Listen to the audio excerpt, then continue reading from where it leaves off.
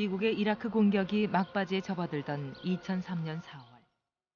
이미 중단되긴 어려울 듯한 전쟁을 막아보려는 이들이 있었다. 한때 군인이었던 이들. 반전을 외치는 퇴역 군인들의 외침은 절박했다.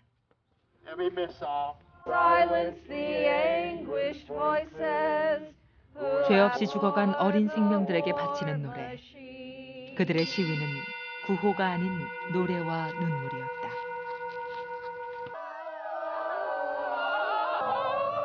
그 가운데 한 사람 엘렌 바필드. 그녀는 주한미군이었다. 80년 5월을 그녀는 한국에서 보냈다.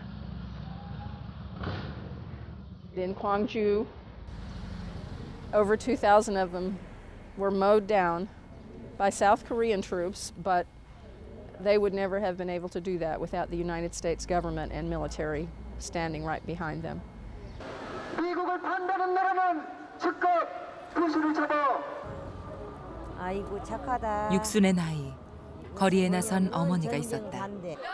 혼란의 80년대 아들을 잃어야 했던 어머니. 어떤 이유에서건 전쟁은 막아야 한다던 아들의 외침이 어머니에겐 아직도 절절하다. 내가 걸을 수 있는 한은 아들 대신해서 나올랍니다.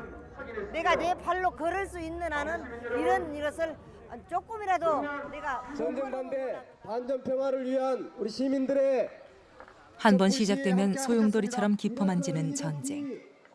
이라크와 미국 사이의 문제에 그치지는 않았다.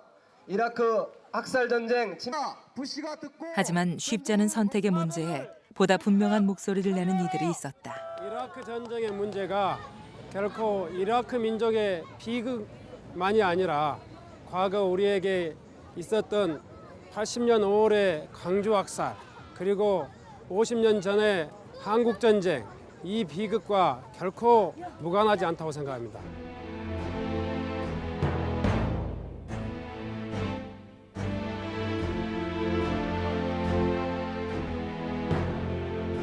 거리에 선 그들이 막아내고자 하는 것은 바로 타민족에 대한 군사적 대응이었다. 자국의 이익을 명분으로 휘두르는 국가 폭력이었다. 그런 그들 기억의 저편엔 80년 5월이 있었다.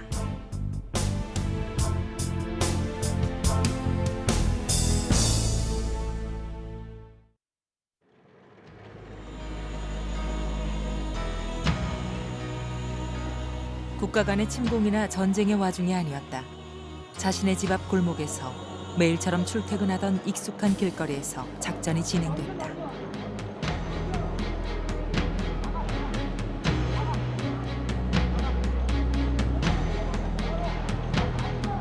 세계사에 유례없는 잔혹한 대민 군사작전. 이 작전에 참여한 군부대는 육군본부 소속의 7공수여단, 11공수여단, 3공수여단, 한미연합사 소속의 24단 등 대검과 총, 탱크로 무장한 훈련받은 군인들이었다. 영화에서만 이 전투 장면을 봤는데 그 사람을 죽이는 현장이 내 눈앞에서 벌어진 거예요. 그것도 자국의 군인에 의해서 내 자국민들이 시민들이 쓰러져가는 모습을 눈앞에서 생생하게 그걸 본 겁니다. 그리고 관에 반쯤 가려진 채로 누워있는 젊은 여학생들, 그리고 여자 공원들, 그리고 머리가 짓이겨져 있는 시체들을 보면서 정말 이건 말로 표현할 수가 없었어요.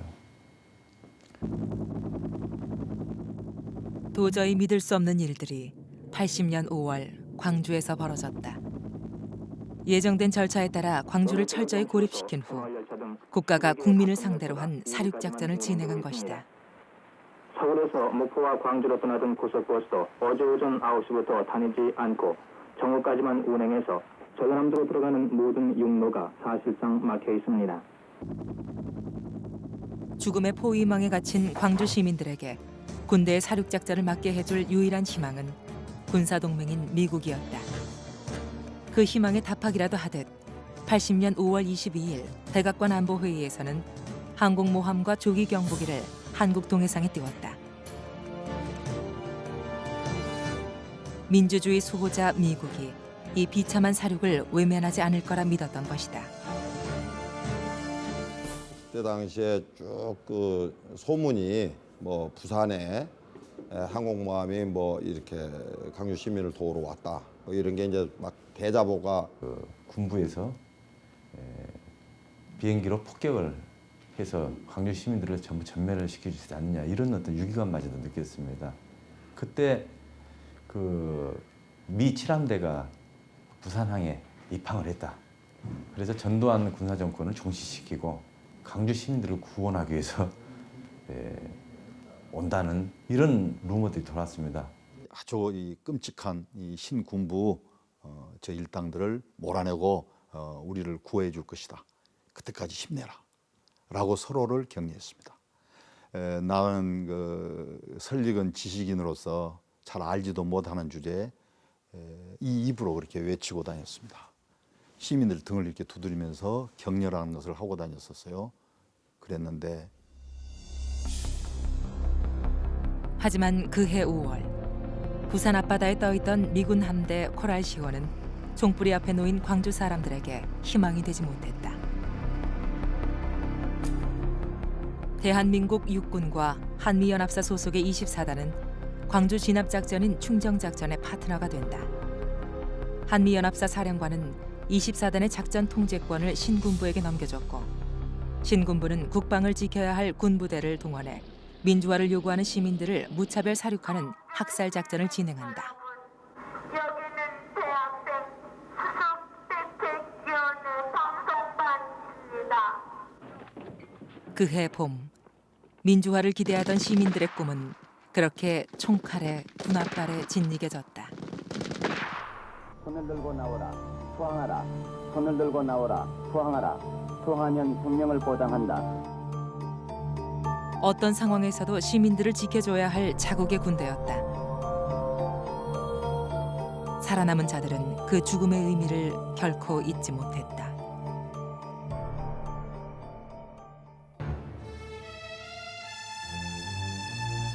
그해 8월 17일 김대중이 광주 사태 내란 음모죄로 사형 선고를 받는다. 그해 9월 1일엔 전두환이 대통령에 취임한다. 대통령 전두환.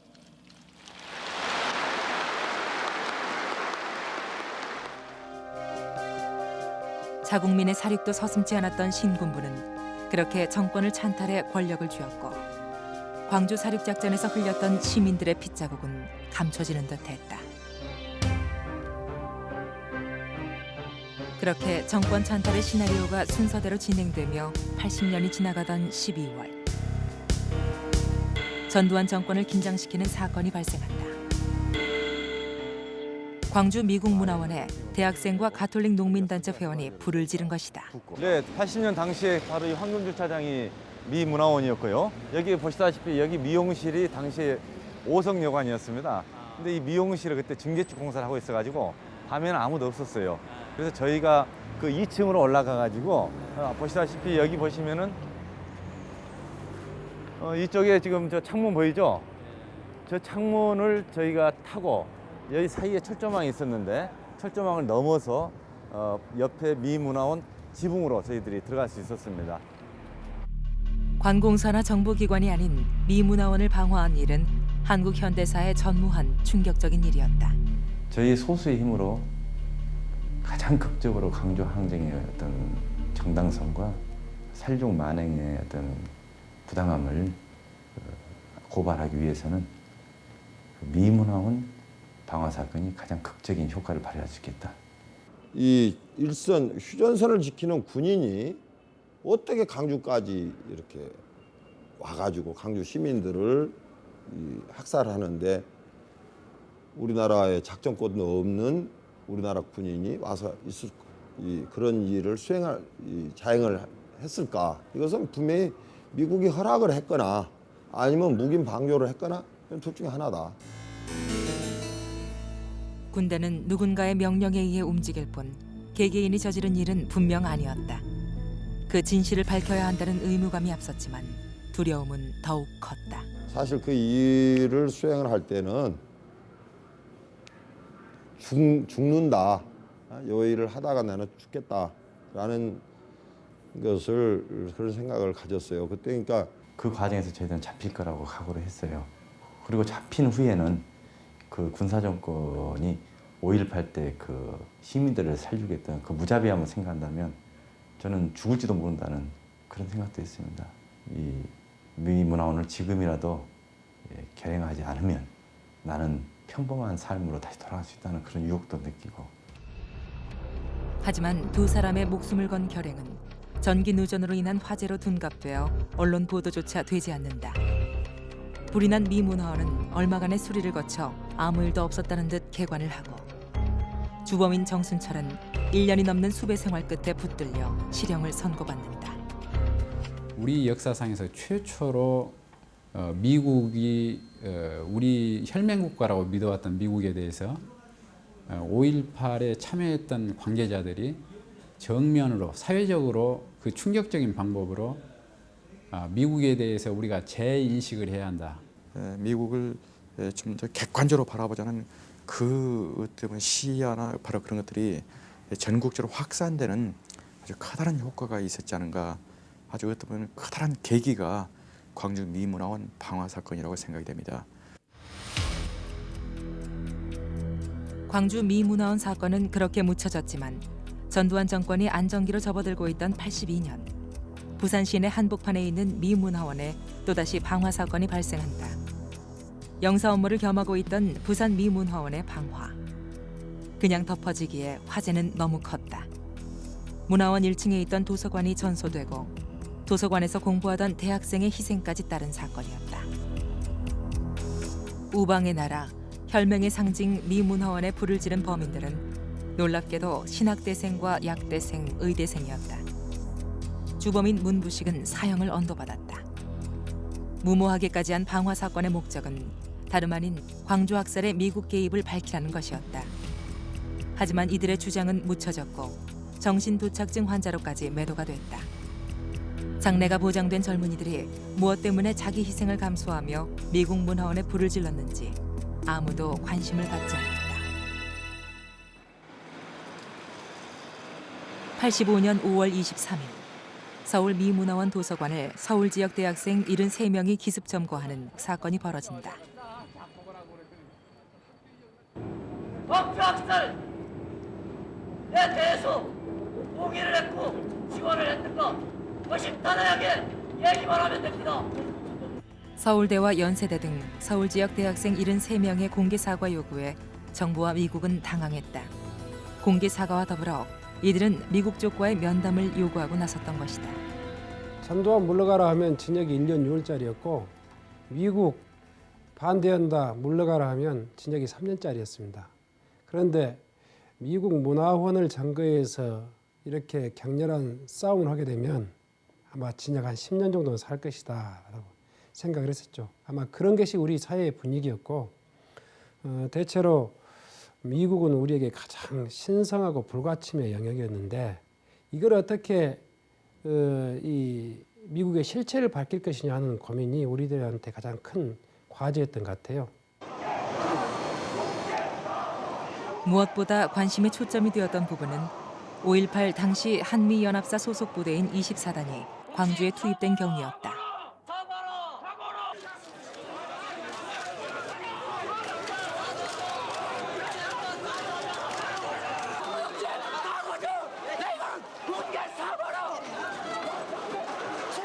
한미연합사 휴하에 있었던 24단이 광주의 유해각 봉쇄를 막고 또 공수부대가 이렇게 이 학살을 했던 작전 지휘 체계는 필연적으로 미국이 광주 학살, 이 광주 사태에 주도적인 역할을 했을 것이다 하는 그런 확신을 할 수 있었죠. 24단의 광주 투입을 누가 결정했는가? 의혹을 증폭시켜온 이 문제에 미국은 그동안 한 가지 입장만을 고수해왔다. But most people don't know that 99% of the people in Korea and the United States assume that the American commander has overall control over all the forces, and that's not correct. The forces that caused the trouble at Gwangju had nothing to do with the Central Command. They were under Korean Army control. 미국의 이런 입장을 학생들은 인정하지 않았다. 24단의 작전 통제권을 신군부에게 넘겨준 것은 분명 미국의 결정이라는 주장이었다. 학살을 지원했던 것을 인정하고 이에 대해서 해명할 것과 한국연합회 공개 사과할 것. So the question is how to do it in a civilized manner, in a careful manner. To let the special forces go back in would be like a criminal who'd killed someone to go back and to be the judge. So we didn't want that to happen. So when the Koreans said to us, we think we will probably use the 20th Division, which we have here, our reaction was that would be a good idea. And that's the way it happened. We didn't make the decision. The Koreans made the decision. 서울 미 문화원 점거를 계기로 미국은 24단의 투입을 승인한 사실을 인정했지만 24단을 투입한 것은 공수부대의 잔혹 행위를 막기 위한 조처였다고 종전의 입장을 선회했다.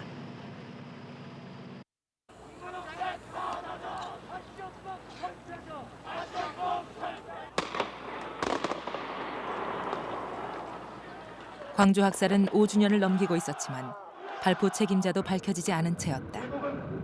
85년 12월엔 전남대와 전북대 등 남충년 소속 학생들이 광주 미 문화원을 점거하고 농성을 벌였다.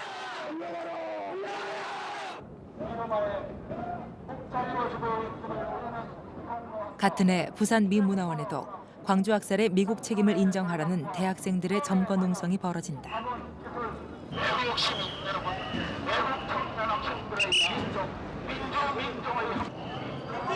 당시 광주의 비극은 여러 통로를 거쳐 일반 시민들에게도 어느 정도 알려져 있는 상황이었다.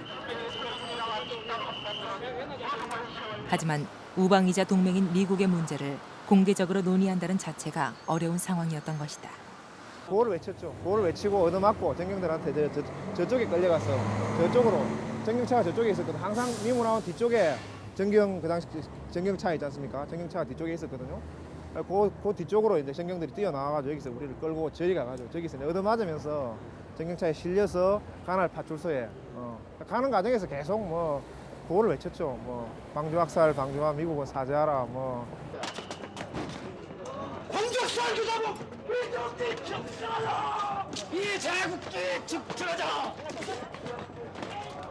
더 가자. 가자. 민족주의 더 가자.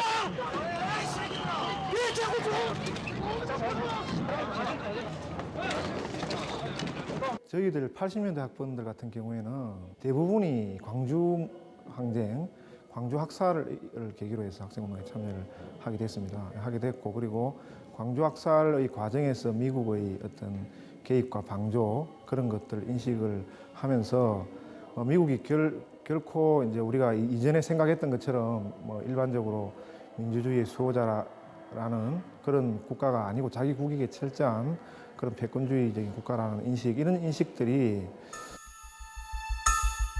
하지만 광주 학살에 있어서 미국의 개입 문제, 역사적 사실관계의 확인 여부는 더 이상 진전되지 못한 채 번번이 반미라는 잣대로 재단되고 만다. 70여 명의 학생들이 이러한 난동을 부리고 그 자기네 주장이 한국과 미국과의 관계를 해결하는 주장이 되어야 한다고 고집하는 이러한 것을 단호히 정부의 의지를 보여줘야 한다. 역사적 사실 규명조차도 반미에서 용공으로 매도되기 일쑤였다. 과거 청산의 진실을 규명하는 건 거기에는 어떤 의미에서는 미국의 범죄를 밝히는 것도 있습니다. 그것을 반미라고 등식화시키고 그것을 친북이라든가 침공하고 등치시키는 이런 어떤 일그러진 의식들이 혹은 저는 이것은 자폐적 의식이라고 생각합니다. 바로 이런 의식들이 광주 학살의 진실, 광주 학살의 숨겨진 비밀들을 밝히는데 어렵게 만드는 것이죠. 그러니까 사실 외적 조건 때문이 아니라 바로 우리 사회 속에서 우리 의식 속에 있는 퇴행적 요소들이 바로 진실에 접근하는 것을, 진실의 판도라를 여는 것을 굉장히 어렵게 만들어요.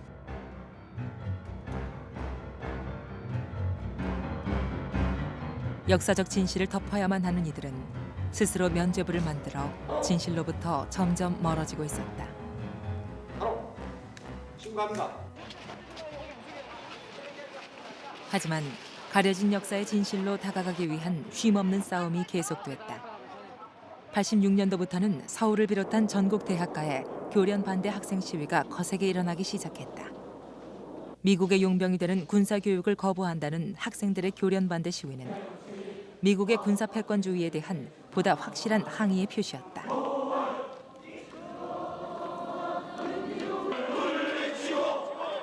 그해 봄, 전국을 충격으로 몰고 가는 사건이 발생한다. 반전 반핵 시위를 주도하던 서울대생 이재호와 김세진이 시위 현장에서 분신을 한 것이다. 저는 이제 당시 그 세진이 형, 재호 형 그 가드라고 그러는데요. 그 주동자들 보호하는 걸로 있었기 때문에 건물 안으로 들어가려고 하고 있었어요. 그랬다가 불이 떨어지는 걸 보고 제가 밖으로 다시 나왔어요. 그래서 나온 상황에서 이제 그 8호학번 학생들하고 같이 스크럼을 짜고 보니까 위에서 이제 그 세진이 형이 이렇게 구호를 외치고 있었고, 재호 형은 이미 불 붙은 순간 조금 있다가 바로 이쪽, 그 당시는 여기가 시장통이어서 그 당시는 차량이 있었고 그 차량 위로 떨어졌다고 제가 들었습니다. 그리고 이제 뭐 워낙 전체가 다 그 불이 붙은 상황이었기 때문에, 그러고 이제 뭐 구호 외치고 있었고, 여기 그 2학년들은 다 누워서 울면서 막 그 스크럼 짜고 있었고요.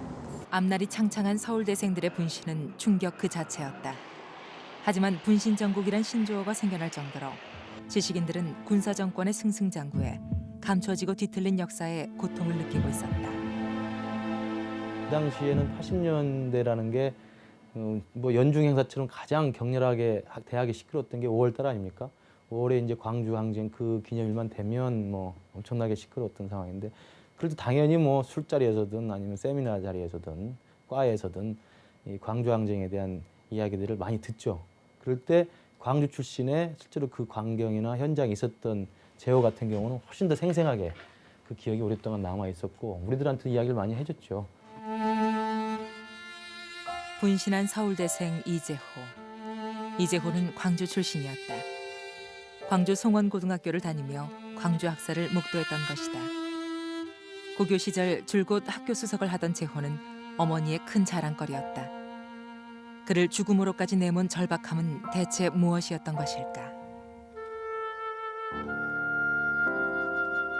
확인하려고 입을 벌려봤거든요. 뻐드렁니가 양쪽에 났어요. 그 전에 뻐드렁니 갖고 동생들하고 장난치고 많이 놀았는데 뻐드렁니가 나서 입을 떠들어 본 게 재호더라고요. 오메오메, 네가 이렇게 가면 내가 살아서 못하겠냐, 내가 같이 죽는다고 막 그렇게 오메오메 화를 내갖고, 어머니 그 뭔 말씀이냐고, 그런 말씀 말하고 얼마나 뭐라 그러냐면은 착한 동생들이 있고, 그리고 나라가 있지 않소 그러더라고요. 나라. 이재호는 죽어가는 그 순간까지도 나라를 아프게 되뇌었다고 한다. 이재호가 아니라 80년대가 그랬다. 사회 현실에 눈뜨면서 군사 독재 분단 조국의 현실, 나아가 외세의 문제로 고민이 옮겨가기 마련이었다. 그 고뇌의 한가운데 광주 학살은 늘 숙제처럼 목격자들을, 지식인들을 따라붙는 화두였다. 미국이 아니면은 5.18 때 그렇게 희생이 안 되었다 이 말이에요. 희생이 안 되었다. 그러니까 이제 재호 마음으로는 그런 생각을 있는 것 같아요. 무엇이 제일 분하냐면은 싸우고 좀 핍박 당한 것은 덜 분한디 그 목숨 앗아간 거, 그 목숨 앗아간 것을 제일 분하게 느끼고. 결코 있어서는 안 될 비극들이 80년대를 관통하고 있었다. 하지만 목숨을 건 외침조차 묻혀진 채 군사 독재는 계속되고 있었고, 역사는 여전히 진실에 입을 다물었다. 양심에 따라 숨김과 보탬이 없이 광주 학살 문제가 공개적으로 거론된 최초의 자리는 88년 국회 광주 청문회였다. 여기 집단으로 살해당한 광주 시민의 모습을 보십니까? 이것이 자유권 발동입니까? 이 자리에 증인으로 출석한 이희성의 증언은 전국에 큰 파장을 불러일으킨다. 이해를 못해서 그러는데 미국하고 뭘 협의를 했다는 말입니까? 네, 광주 진압 작전이 장시일에 걸쳐서 해결을 못하던가 또는 그것이 실패에 끝마치고 사태가 더 확대되든가 이와 같은 것을 예비적으로 판단하지 않을 수 없습니다. 이와 같이 된다 하면 그때 김일성의 오판이라도 있을까 해서 여기에 대한 대비 대책이 필요했는데 그것을 위해서 오키나와 비올빈 그타에 있는 미국의 해군 공군이 한국 해역 주변에 전개될 것이 필요했습니다. 거기에 대한 시간이 필요했다는 뜻이 됩니다. 그러니까 강주 사태로 인해서 국내가 소란한 틈을 타서 북한의 김일성이가 남침해올 우려가 있는데 거기에 대한 한미 간의 협의하는 시간에 때문에 그 기간이 2, 3일 필요했다 이 말입니까? 그렇습니다. 예, 알겠습니다. 이희성이 말한 한미 간의 5월 협의 기간은 27일 80년 5월 23일과 24일 무렵을 가리키고 있었다.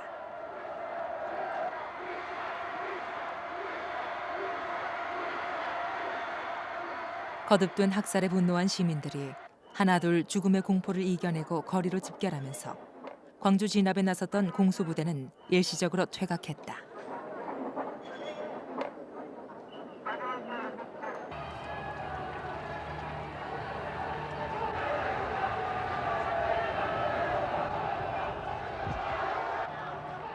시민들은 연행된 학생들의 석방과 계엄군의 퇴각을 요구했다. 그리고 무엇보다 진정한 민주정부의 수립을 요구하고 나섰다.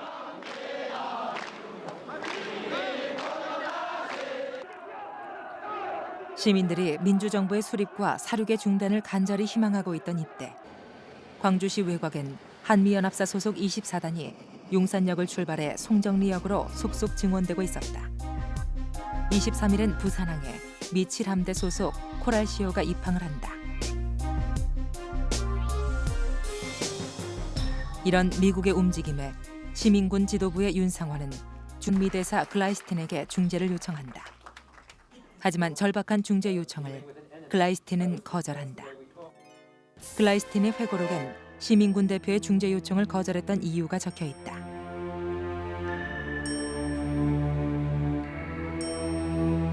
그가 중재를 거절한 이유는 중재 요청을 해온 시민군이 과격투사였기 때문이라고 했다. 문을 열지 마십시오. 시민은 폭도를 숨겨주지 마십시오. 시민은 군 작전에 협조해 주십시오. 이희성의 증언대로 한미 협의 사항이었던 광주 진압은 순조롭게 진행됐다. 시민들의 학살을 막아줄 군대는 없었다.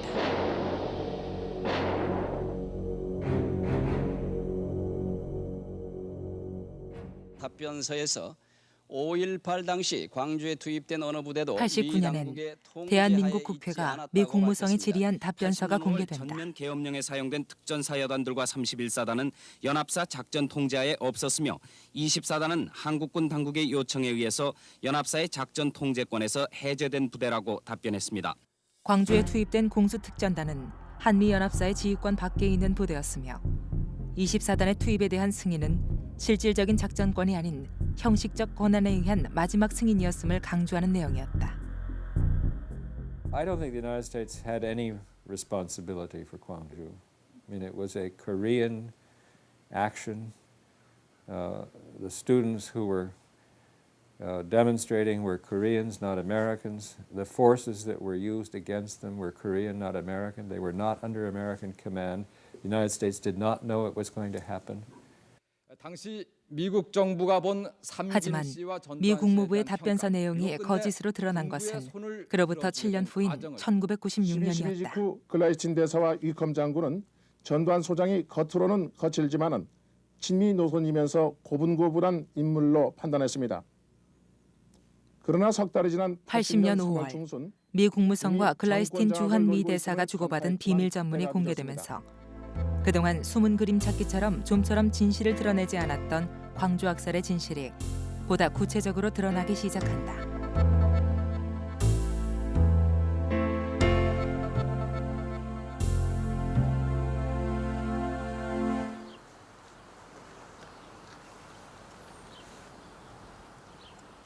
글라이스틴 미 대사와 미 국무성이 주고받은 비밀 전문들은 미국의 신문기자 팀 셔럭이 수년간의 정보 공개 요청 노력을 기울인 끝에 입수된 것들이었다. And so what I did was I went through that white paper, and under the Freedom of Information Act in the United States, which I might add is being eroded by the Bush administration, it's getting much more difficult to get these kinds of documents. 일부 공개가 됐는데 아주 중요한 부분은 삭제된 상태로 공개가 돼 있기 때문에 그 비밀 문서들의 진실한 내용은 지금 파악할 길이 없습니다. 다만 삭제된 채로 공개된 부분만에 의하더라도 우리가 미국이 5.18 학살에 관여하고 적어도 그 사실을 알고 묵인하고 작전 통제권을 이양하고 또 후속 대책까지도 세웠던 사실은 분명하게 인정이 됩니다. 팀 셔럭에 의해 공개된 외교 군사에 관한 비밀 문서들은 총 2,000여 건. 79년부터 80년 한국의 위기 상황에 대한 미국의 대처를 보여준다. 미국은 당시 체로키라는 한국 문제 전문 대책팀을 가동해 동북아시아의 군사 거점인 한국 관리에 만전을 기해왔음을 알 수 있다. 80년 5월 7일 글라이스틴이 미 국무부에 보낸 비밀 전문은 광주 학살이 진행되기 이전부터 한국 군부의 사소한 이동과 움직임까지도 미국이 파악하고 있었다는 사실을 보여준다. 또한 미국의 승인이 필요한 군부대의 사용도 적극적으로 지원할 것임을 사전에 협의한 사실이 기록돼 있다.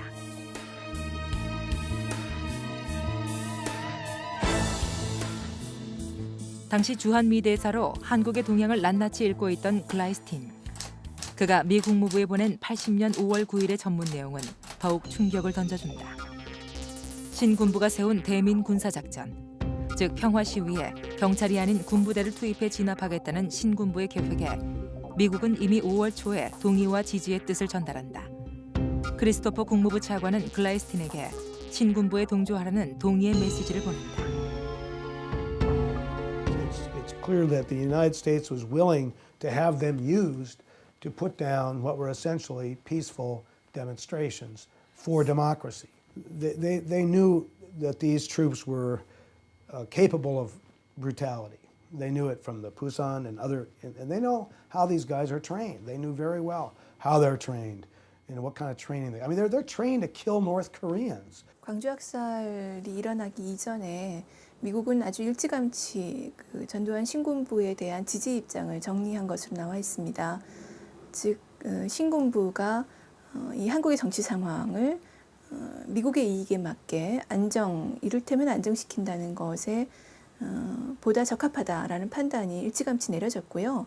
한미연합수제 내에 있지 않던 그런 부대들에 대해서도 그 가령 특정사가 어떻게 이동했는가에 대해서도 미국이 매우 자세하게 파악하고 있는 것이 전문에 드러나 있습니다.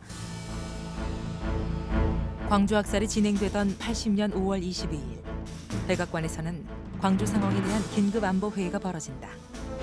이미 24단이 광주에 투입된 상황에서의 비상회의.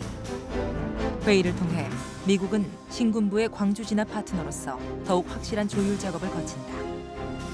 안보 회의가 열리고 난 후 광주엔 마지막 진압 작전인 충정 작전이 실시된다.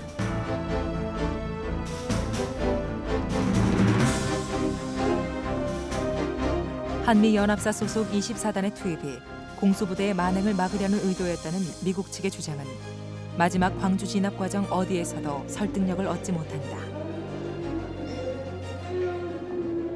미국 쪽 변명에 의하면은 24단은 그 특전사가 잔인무도한 행동을 하니까 이 24단이 시위 진압에 대한 정규 훈련을 받은 정규군으로서 어떤 그 치안 유지를 위해서 도움이 되겠다라고 생각해서 허락했다라고 하는데 사실상 특전사를 대치한 군대로 들어간 것이 아니라 특전사 부대는 그대로 있고 오히려 특전사의 전력을 보강하기 위한 증원군 형태로 보냈다고 하는 측면에서 주한미군 사령관의 책임은 회피하기 좀 어려운 것으로 생각됩니다.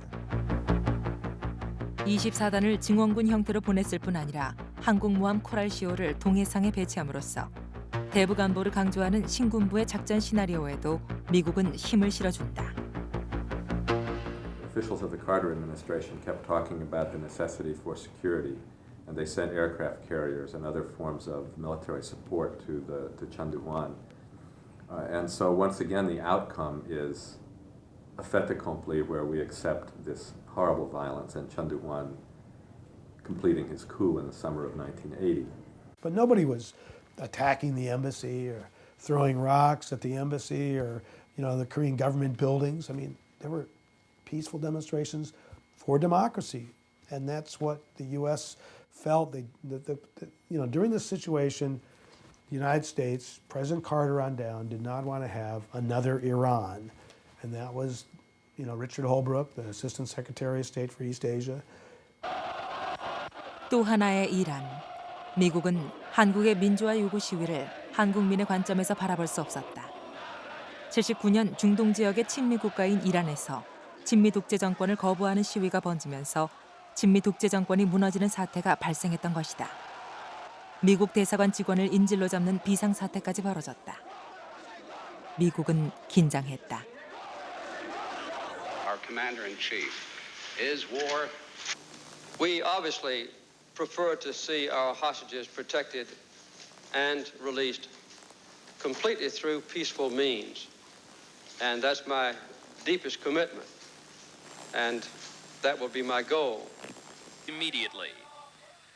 이란 사태는 곧 한반도의 정책에도 영향을 미쳤다. 홀브루크 차관보가 글라이스틴에게 보낸 전문은 미국의 입장에 자국의 안보 전략에 집중되고 있음을 보여준다. 친미 정권을 잃게 된 이란 사태의 교훈을 미국은 군사 안보 외교의 강화로 받아들인 것이다.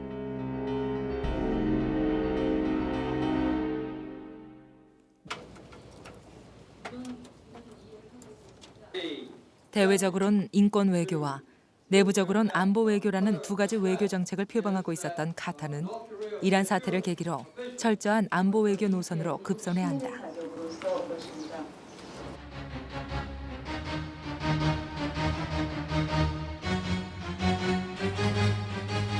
미국의 신뢰에 따라 친미 독재 정권 수립과 지원에 더욱 적극적인 개입을 하겠다는 의미이기도 했다.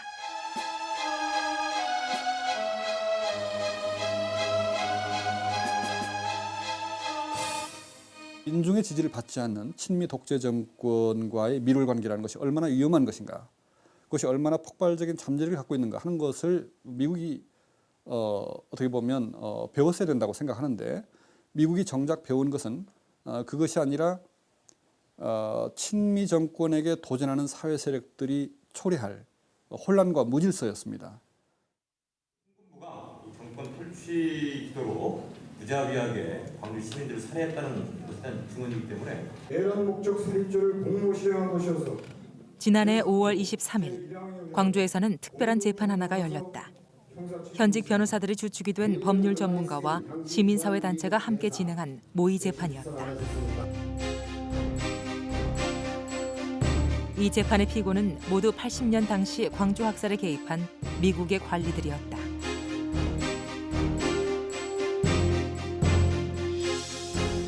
방대한 무력을 동원한 미국과 신군부의 연합 진압작전에 의해 무참히 돌입당하고 말았으나 한동훈 변호사님 앞으로 나오셔서 변호사를 착석해 주시기 바랍니다.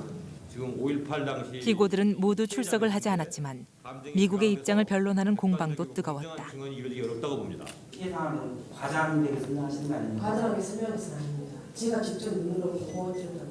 이게 장난이다 이런 생각을 하실 수 있는데, 이제 저희들은 전혀 다른, 오히려 그 반대의 의미로 이제 보는 겁니다. 이제 강제 수사 절차를 집행할 수 있는 권한이 없었기 때문에 그 점에서는 매우 미흡했지만, 그 미흡함에도 불구하고 우리가 임의적으로 수집할 수 있는 증거만으로도 우리가 도달했던 결론을 일반적 그 유권적 법정에 가서도 동일한 결론을 이끌어낼 수 있는. 이제 배심원 여러분께서 평의에 들어가실 순서입니다. 유죄입니까 무죄입니까? 유죄입니다. 이날 광주 학살의 공동전범으로 기소된 미국의 정책 결정자들에겐 유죄가 선고됐다. 사실은 미국의 그 인사들이 이 전두환 그 일파와 공동으로 실행했다는 겁니다. 그렇기 때문에 소위 공동정범의 책임을 져야 한다는 것입니다. 또 하나, 이날 시민법정에선 미국에서 보내져 온 영상 증언 하나가 관심을 모았다.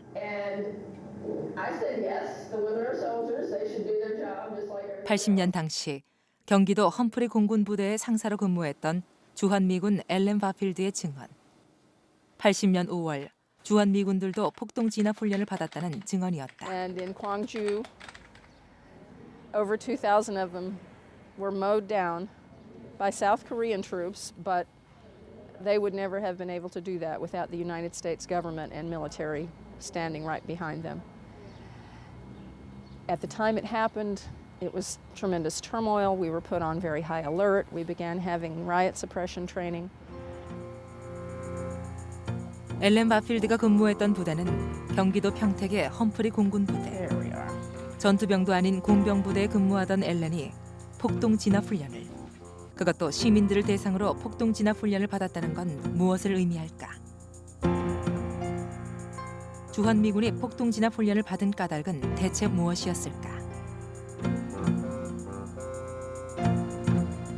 But I know we were put on high alert. Our normal daily activities were suspended for several days, and we did undergo just lectures and films about riot suppression training. And us female officers took part in a conversation about would the women in the unit participate in the riot suppression training. 80년 5월 이 땅의 군인들, 대한민국 군인들과 주한미군들은 비상경계령 하에 폭동 진압 훈련을 받았다. 그해 신군부는 미국은 분명한 선택을 했던 것이다. 그리고 그 선택의 결과는 시민들의 처참한 죽음으로 이어졌다. 광주 시민이 내걸었던 당시 우리 국민들이 주장했던 바가 한마디로 일반 민주주의적인 그런 목표를 내걸었던 거 아닙니까? 계엄 철폐하라. 민주정부 수립하자. 아니 그런 목표를 내걸고 움직였던 국민들에 대해서 왜 미군이 무슨 경계태세를 취하고 왜 폭동 진압 훈련을 하고 도저히 이해할 수 없는 거죠. 우리나라에서는 이제 전두환, 노태우 등 신군부 세력에 대해서는 이미 1996년에 내란 목적 살인죄 등으로 기소를 해서 유죄 판결이 났습니다.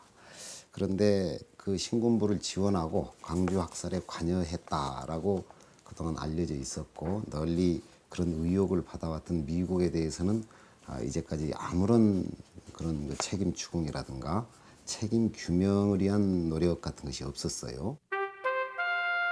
무고한 시민들을 대상으로 치러진 처참한 학살극을 한 장의 거짓 답변서가 설명해 줄 수는 없는 노릇이었다. 가려진 역사, 감춰진 역사 위로는 또 다른 역사의 과제들이 쌓여가고 있었다.